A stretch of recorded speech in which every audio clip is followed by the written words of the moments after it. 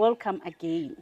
This time around, we are going to be talking about healing and recovering from trauma. I still have my guest, Moeder. It was just a few minutes break, but we're talking about healing and recovering from trauma. Moeder, before we can talk about healing and recovering, there should be environments that are prone to traumatic experience. What are those environments, if we have them? When we talk about environments that are prone to traumatic occurrences, these are unhealthy environments. Okay. And what an unhealthy environment looks like is any environment that can leave someone vulnerable Okay. to experiencing trauma. That looks like an unhealthy home. Okay. An unhealthy home can be maybe a home with parents that are unstable. Let's say we are parents in a home, but we haven't resolved our issues. Okay. Or maybe we have conflicts that are unresolved. That instability in the home makes our kids vulnerable to experiencing trauma. We also have environments that are external out of our homes. Maybe we talk about the communities we are in.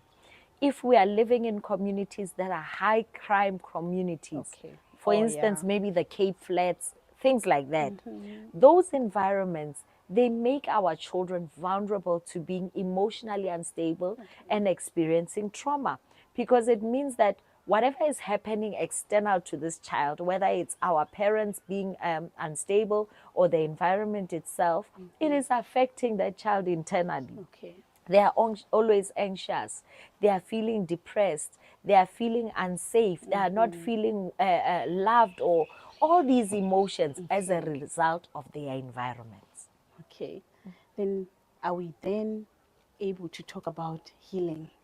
I think I'm ready for this one. I'm ready to know, how we can heal from trauma. Is it possible to heal completely from trauma? Yes, it's possible. I think it is. Okay. Firstly, in order for us to heal, we need to monitor our environments. Okay.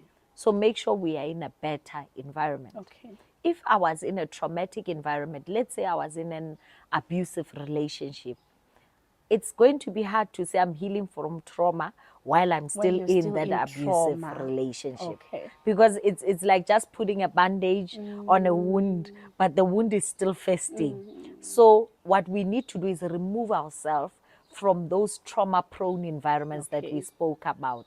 If it is the community that I feel, man, this community is causing me anxiety, is causing me trauma, remove yourself. If it is a work environment, any environment that I feel is causing me trauma, I need to firstly start by removing Okay. myself. All right. And then number two, I need to speak up about my trauma. Okay. So a lot of times people are scared to talk about trauma. Remember, trauma has symptoms. I told you about people who are fearful, who are re-experiencing flashbacks. So sometimes people are fearful to talk about trauma because they feel like my talking about it will return it, Yes. or my talking about it will make the symptoms And worse. somehow it's my privacy. Yes. How can I expose this thing that I've been shielding for so long? So, in order to heal from trauma, we need to talk about it. Okay. We need to tell people that I have anxious feelings that I'm feeling, or I have this and this that I'm experiencing internally, because a lot of our experiences or our traumatic reactions are internal. Okay. So, when you talk about it, you are trying to bring it out to the conscious. You are moving it from the subconscious or the unconscious level and saying, here it is, let's deal with it. Deal with it. Right? Okay. And if you feel like you're around people who you can't exactly trust, or people you feel are unsure what to do with your emotions, because sometimes people don't know what to do with our emotions, then you consult a professional. Okay. So you go and you consult a professional. There you can talk about your emotions. You can resolve them. You can try to work through them. You can try to understand them. Sometimes we can't reverse what has happened. has happened. We can't erase what has happened, but we can help you understand what has happened. Okay. We can help you resolve what has happened so that you can move on in a healthy way. Okay. So this person wants to find themselves again. You said we need to take ourselves out of the environment. That's number one. Number two, you have to speak out about what you're going through. What if I still want to be in that environment, but I don't want it to affect me? Sure. That is a difficult one. Okay. That is a difficult one because one, you need to first ask yourself, why is it that I want to remain in that environment? Because sometimes we're not remaining because that is the best outcome. Maybe we are remaining because we are scared. Remember, if I experienced trauma at the age of 13 and now I'm 34, I've been in there for the longest time. It's all I know. So I might not want to come out because that's all I know. I'm scared. That's my life. Right? And you don't have to do it alone. As much as I said you have to remove yourself from the trauma, I don't mean it that you have to do it alone. Okay. There's definitely support out there. Now, if someone says, okay, I've checked all my options, for me it's not gonna work to come out of the trauma. I want to stay here, but then I still want to be healthy. Now, what you're going to do is seek help. Okay. And the reason for seeking help is to say, now, how do I still live a healthy life? Because the fortunate or the unfortunate part is that as people, we are not islands. Here you are living in your trauma. You have made your decision that you want to stay there, but your kids are being affected by that trauma. Your neighbors are being affected. Your colleagues are being affected. So it's spilling out to everyone else. You tell yourself, I've made up my mind, I'm fine, I'm okay. But everyone is experiencing the wrath of what you're experiencing. So when you go for counseling, you're trying to say, as much as I've been through this, I don't want anyone else to experience.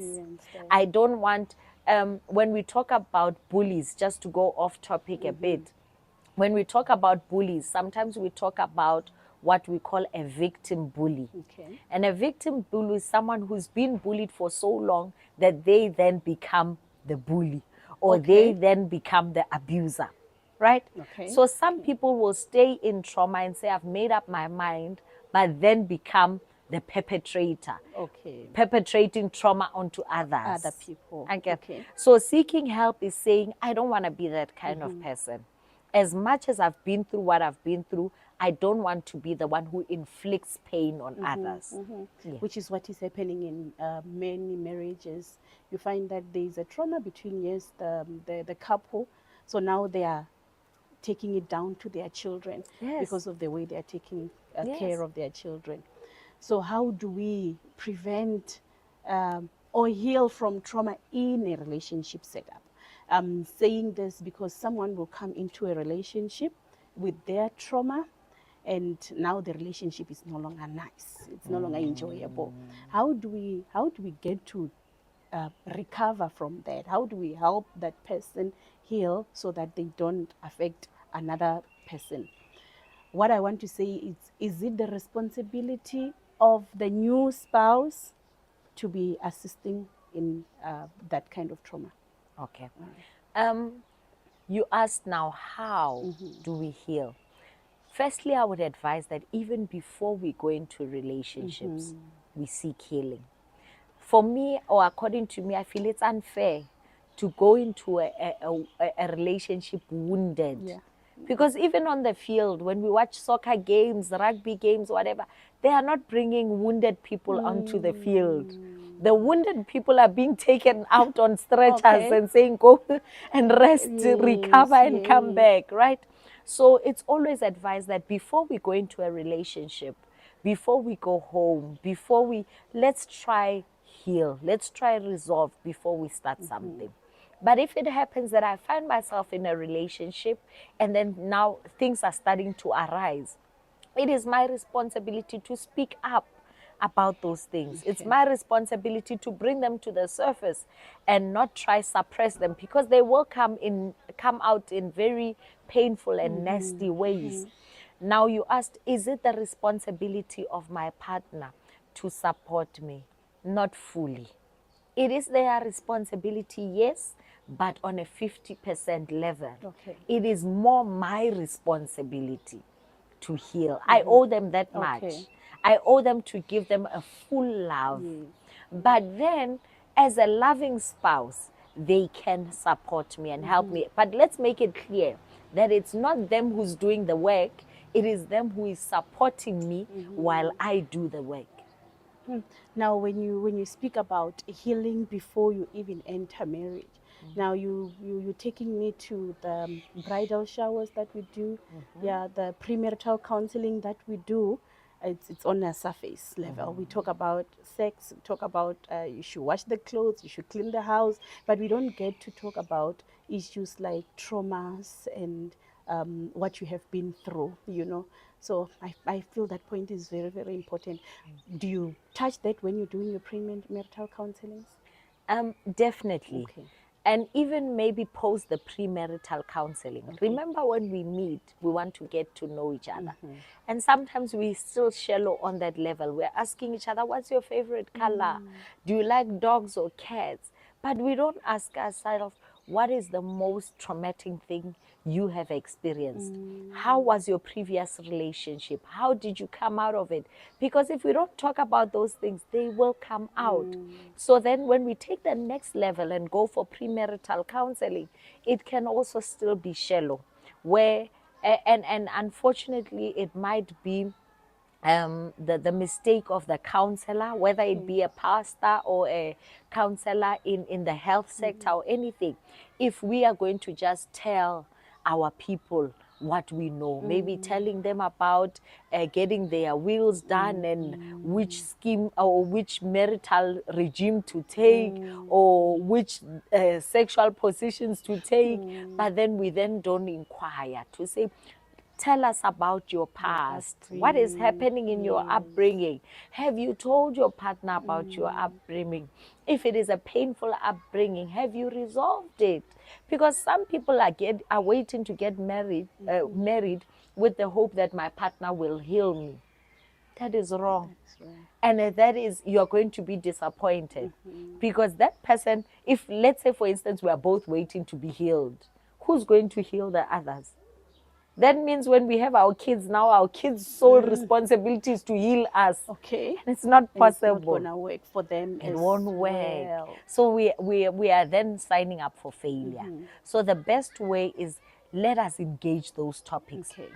On our own, even in counseling as professionals, let us engage. Have we talked about trauma? And it always goes to now, let's educate ourselves as counselors about these topics so that we can engage our partners, our couples on those topics. Okay. Now you're taking me to unresolved issues. Now we in a marriage, we came, we are all fine, you know. Now there are issues that are unresolved in that marriage. What are the impact of such issues? Do they become traumatic or what? Okay. The impact depends highly on the foundation. Okay. If we build a firm foundation, the impacts are less.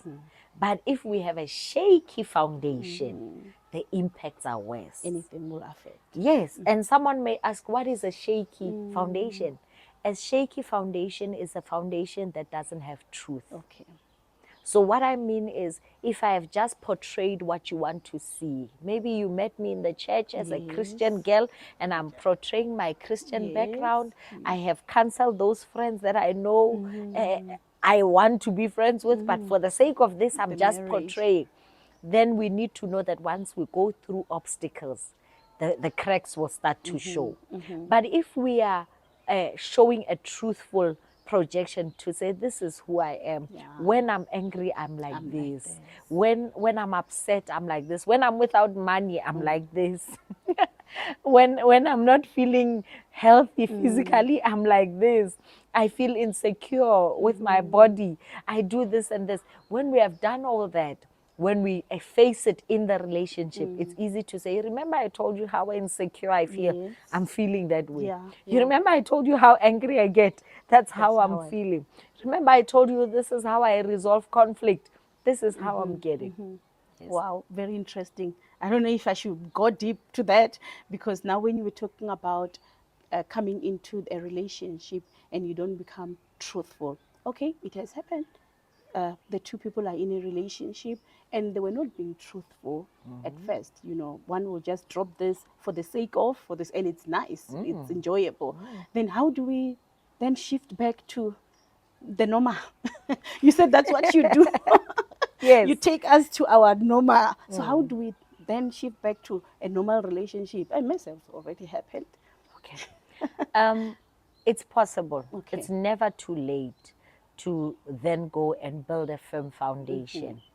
But the first thing is also accepting who we are. Okay. I think sometimes the reason we fail to reach that place is because we are not able to accept who we are. Okay. Even when these things resurface, they come up, we deny them, we suppress them, we project them, we say, no, kidirishaki this is what's making me this way, you made me angry. No, we are not admitting to say, yes, this is who I am. And once we can individually acknowledge who we are, then we can then seek help to say, how do we build? Because another thing, if we don't reach that stage, I coined a word one day and I said, there's something called chronic disappointment syndrome, according to me. Okay. And chronic disappointment syndrome is a syndrome where a partner starts to pick up the weaknesses of the other partner. Okay. And that's what a relationship is about, because it's a magnifying glass. Once we are married, then I start to see, well, I thought he was handsome, but we have this problem. I thought he speaks well, but we have this. So once you start to pick up those things, if you, as the person with the fault, does not admit them, you continue to deny them, you continue to pretend, you continue to portray yourself as better, then either other partner become chronically disappointed. To say, I thought this man was kind, we met in the church, but when he gets upset, he beats me up. When he gets upset, he swears at people. When he gets upset, he loses his character. That kind character is gone. So then I start to now despise you. I start to now regret the decision that I take to marry you. I start to now plan negatively against you. But if you could just pause and say, okay, this character that is coming up, I didn't know it was there, but now that it's coming up, can we work through it? Can we talk about it? Yes. Can I find out how my partner feels about it? Can she find out how I feel about it? Because it might be my character, but I might not be happy to have it. So also give me a chance to express how I feel about this character coming up. So while we at it, forgiveness as well, how does it relate? How can it help maybe in resolving the trauma that somebody has? You know, what is the relationship between forgiveness and trauma? Okay. The relationship with forgiveness and trauma is about truthfulness still. And it's about how deep we're willing to go. As psychologists, we always say when someone asks for forgiveness, it's important for them to mention what they are asking for forgiveness for. So something happens and I said I'm sorry. It's important to go the next step. What are you sorry for? No, I'm sorry you're upset. Okay. No. That's not an You apology. can't be sorry for that. We need to see that you acknowledge, to say, no, I'm sorry I wronged you. I'm sorry I made you feel that way. I'm sorry I did 1, 2, 3, and 4. And you see now I'm being transparent. I'm being I'm opening myself. I'm being vulnerable because the relationships will never work if we don't become vulnerable. So when we talk about forgiveness, forgiveness comes at a level of vulnerability. Okay. Yeah. Once you start now to be transparent, once you start to be genuine and say, I'm sorry because I've made you feel this way, I'm sorry because I've did 1, 2, 3, then the next person can genuinely forgive you. Okay. But if you just say, I said I'm sorry, or I don't want to talk about this, we've spoken about it enough. And let me maybe hint to our audience that if you are with someone and they continuously raise a certain issue and you think it's over, but they continue to raise it, it means it's not over. It's not over. They've not resolved it. Now we need to inquire, where did this thing stop? Where is the pause? And once we find that, then we can genuinely forgive. Forgive one another. Yes. Very much interesting. Thank you so much for watching this one. Is there anything that you wanted to add? Maybe let me add, let me add that as people, we need to remember that our actions have an impact. Okay. It's almost like throwing a stone in the lake. There's that ripple that continues over and over until to the other side. And when we do things, let us not take it that it's my doing. Okay. I'm like this, just Okay. leave me. No, it Okay. doesn't end there.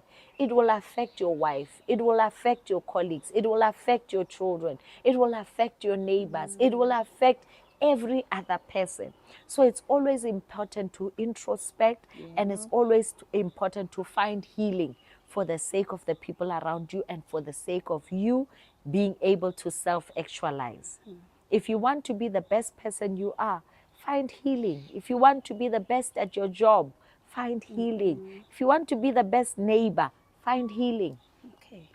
With all that being said, next time when you find yourself angry, when you find yourself doing something that you don't even understand why you do them, maybe the best thing would be to sit back and ask yourself to say, why do I really do what I am doing?